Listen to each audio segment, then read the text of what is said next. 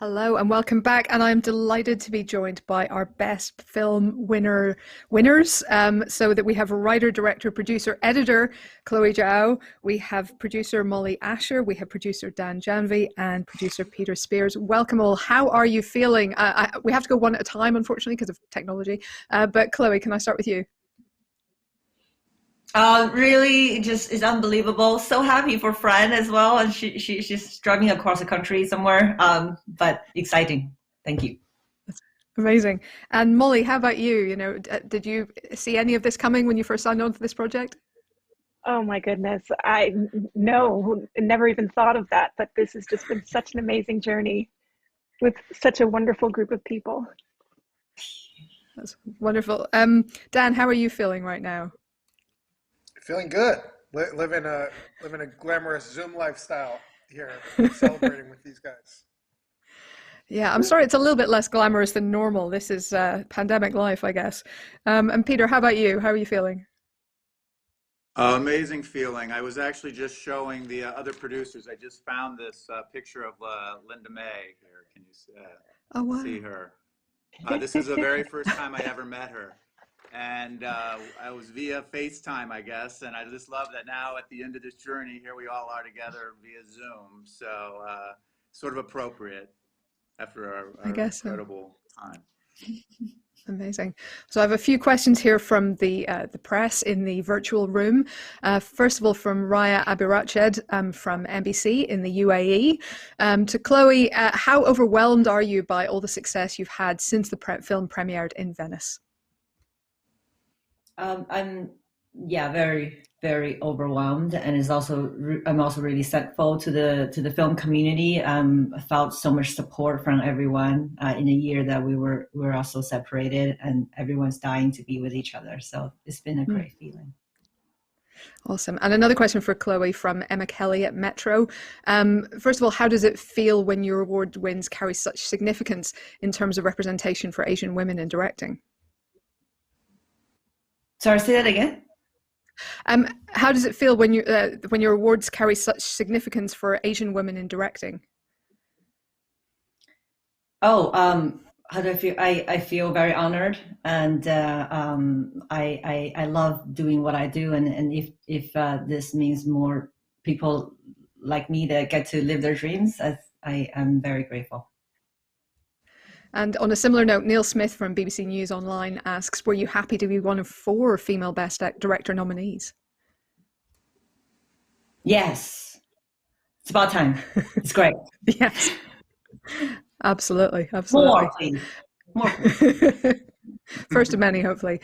Will Thorne at Variety asks, congratulations, everyone, very well deserved. Chloe, do you have any sense of what the reaction to the film has been like in China, given that the release has been censored?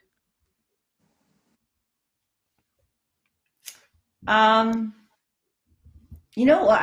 think I've seen like online this really awesome blog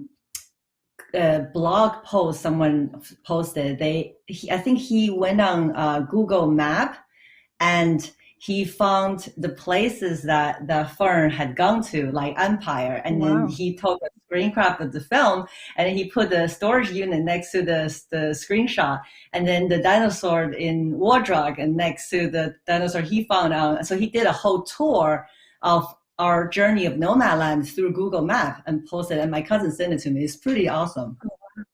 That's amazing. This is a question for Chloe, but I think it kind of goes for all of you. Chloe, you've said you have to be in love with your subject matter to make a film. Tell us about what drew you to this delicate, transient community. And that's from Shelley Spadoni at Best. I'm going to throw it to the producers on that one. All right.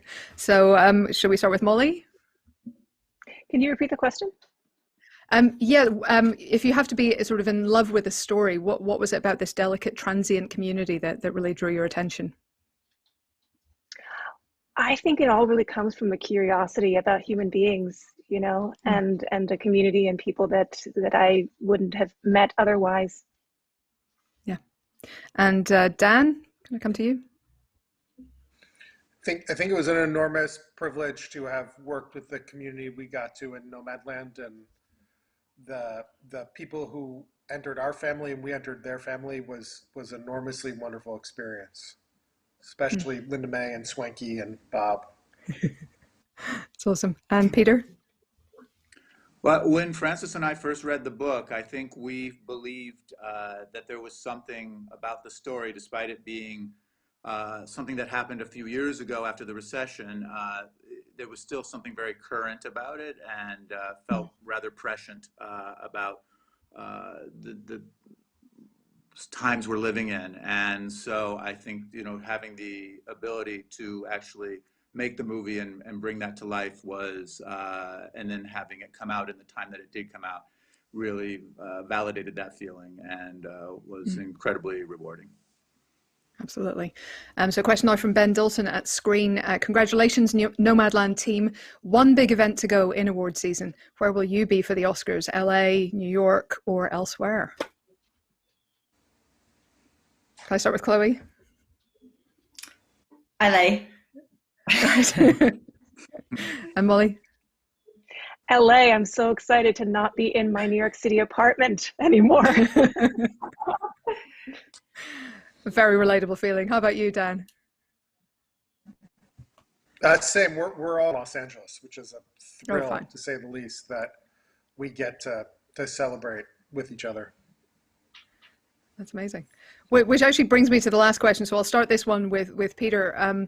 But how will you be celebrating, and how would you have celebrated if there weren't a pandemic? That's from Sinead Garvin at BBC Radio 1.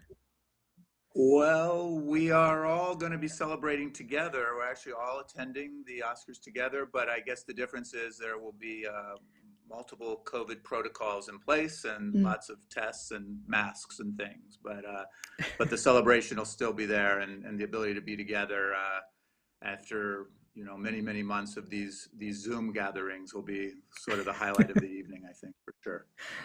Fair enough. And how are you going to be celebrating this evening?